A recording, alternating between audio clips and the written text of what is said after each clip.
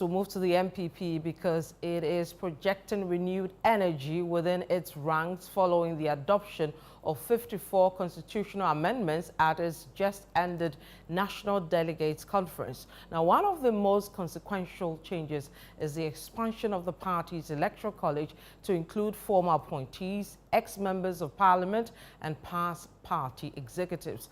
Now, joining us via telephone to unpack the implications of these reforms is Boniface Gambila. He's a former member of parliament for Nabdam, also one-time Upper East Regional Minister, and also Ghana's former ambassador to Burkina Faso.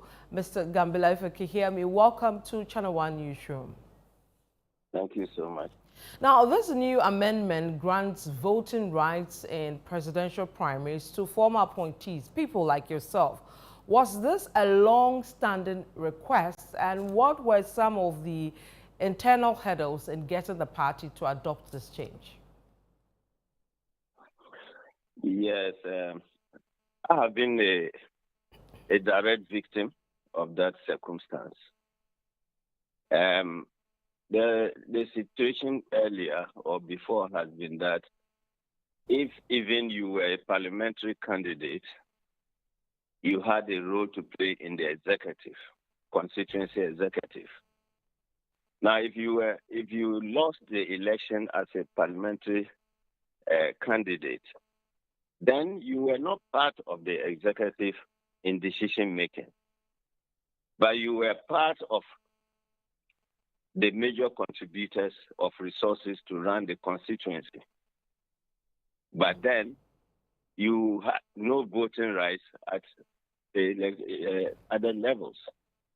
So as far back as 2012, I remember I raised this at my local level that it was unfair that for somebody like me who has developed the party in a constituency with personal resources, getting friends and community people to help to run the party, build the NPP to a certain level that we won for the first time as NPP in my constituency in 2012.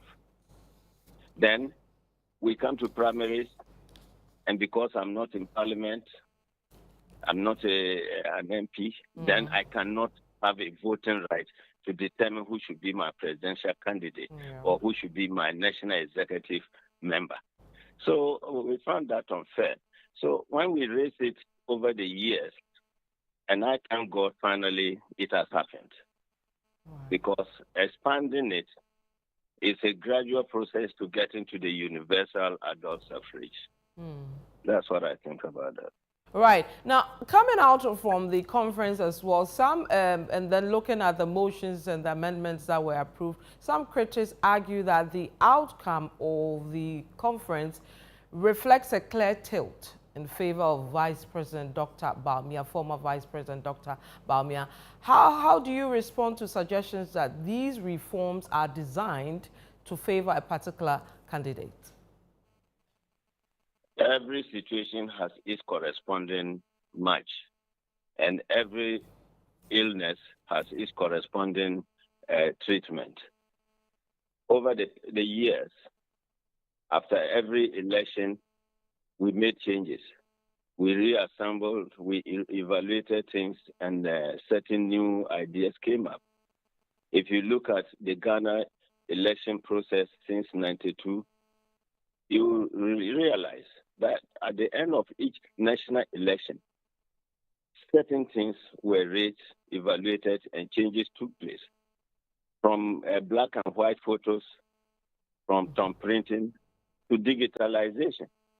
So as an organization that wants to govern and govern properly, you cannot remain static. So for those who say or criticize it, I am on the contrary. I don't really buy all the ideas.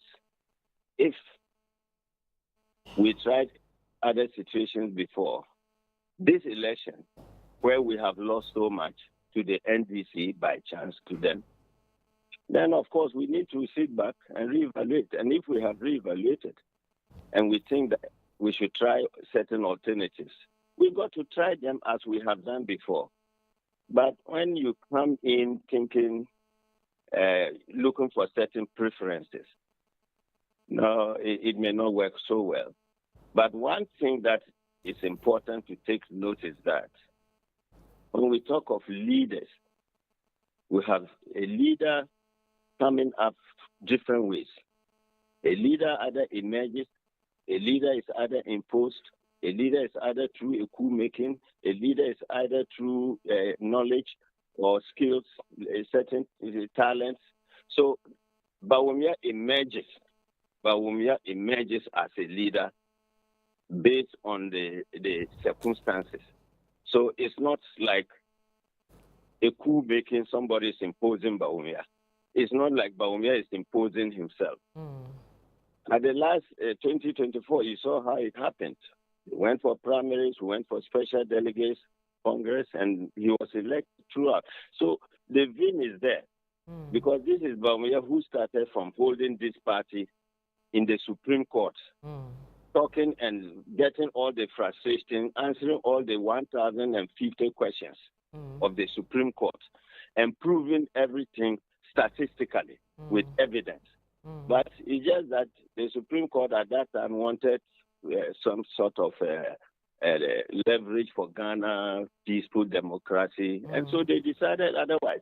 Because at the end of the you realize that the Supreme Court, there was confusion as to whether it was 4-3, 4-1, 2-3 or so. Right. And the judgment had to be confused. So Bawumia had been very strong. He stood behind Nanado through his lectures, through his courts, and that made us win the election thereafter. Right. Now there's some uncertainty about the implementation timeline of some of the amendments. For example, newly elected polling station executives and the 5 additional electoral area executives are excluded from voting in January, the 2026 primaries. Does this raise any questions about the legitimacy or fairness of the process? Oh, if in the sense of the drafters of the Constitution find that fairness has to play, it's a question of who were there and who are now coming. Right. So they answered the question who were there and followed the issues to 2024. And who are now coming? What level of capacity should they be allowed to vote or not to vote? So people, the framers had to sit and think properly about it and look at certain issues, certain justifications.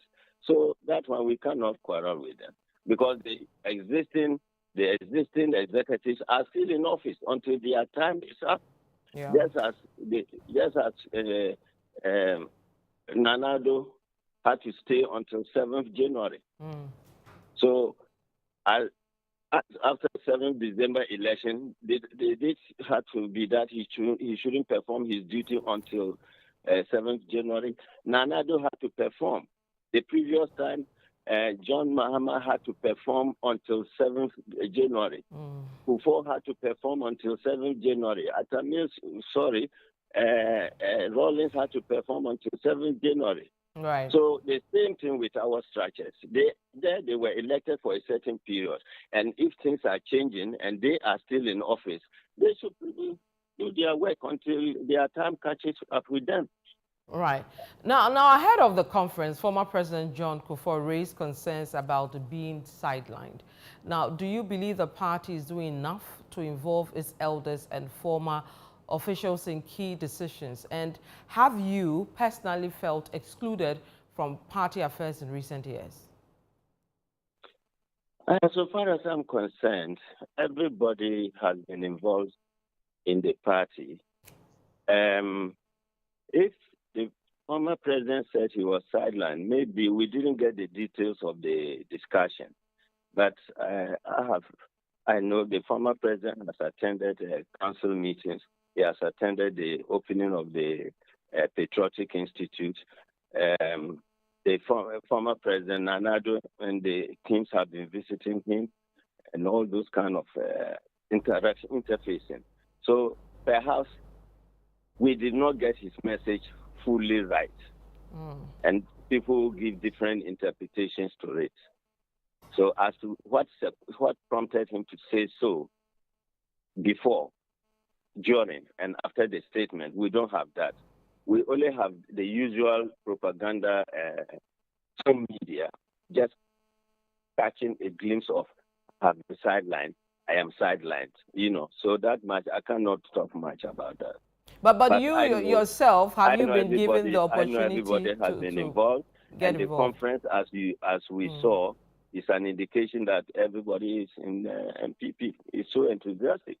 So you see how enthusiastic the people were, happy to gather together to do this amendment with the hope that we are coming back to power in 2028, looking at the circumstances of the deceit.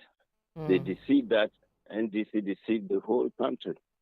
Right. Now, the party says it wants to rebuild on its foundational values, still latching on to the roles the elderly people are playing and those who've been in the party for long. What role do you think people like yourself can play in the rebuilding process? And how can the party better leverage the experiences of some of its senior members, including yourself? Yes, we have what we call institutional knowledge. You always need it. And we have what we call teamwork. You always need it. Teamwork means we have different people in the team, different talents, different capacities. And so if you overlook team qualities, you are going to be in a problem. So all we need to do, the singing that equal the youth, or let's give attention to the youth things, is the issue we should talk about. Yes, the youth will take over from the elderly tomorrow.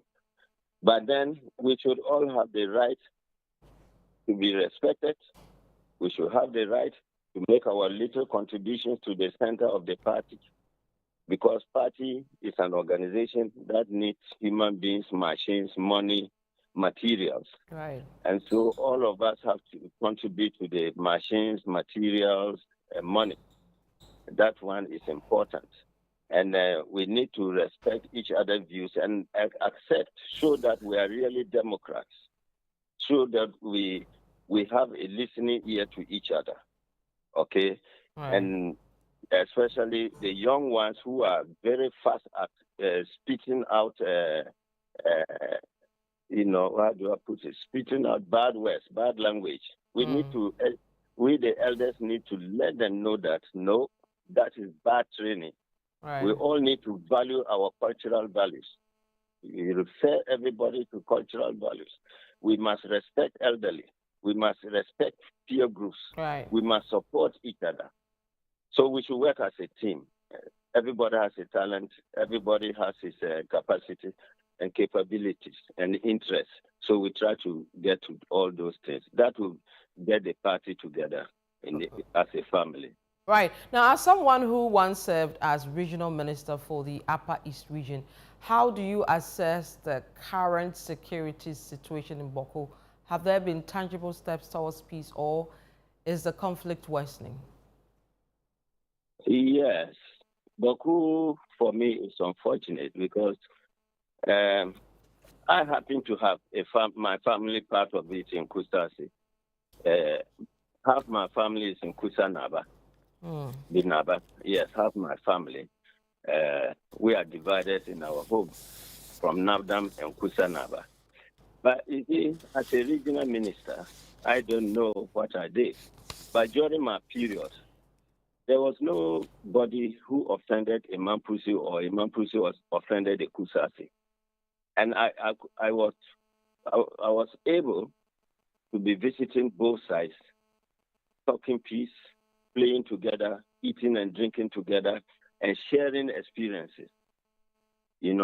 Because if you don't get people sitting together, talking and eating and drinking and chatting and sharing experiences, all these problems will come up. And the unfortunate thing is each side sees the thing as a political issue, which is not. The thing is, I would say, a natural phenomenon which needs to be resolved. Right. But some people go and they will use politics. Oh, it is the other party who are doing this. If you vote for me, we will do this for you. That is where the deceit is. Because Kusasi Mampusi issue should not have anything to do with political angles. Yeah. But you see, that has come in. They also trace the history from Nkrumah era, trying to how Nkrumah also tried to ramificate chieftaincy and local governance, all those issues. So for me, I think that for Boku to have peace, the people themselves have to be able to sit together and chat and talk. Okay. We should have opportunities and avenues for them to be eating and drinking and discussing. But if you leave them apart and you think that it must be law, it must be military, it must be police, no. We have our traditional and customary mechanisms of solving conflicts in our areas. Okay. Why don't we use that? As a regional minister, there was a conflict area that before I went as a minister, they had set a committee.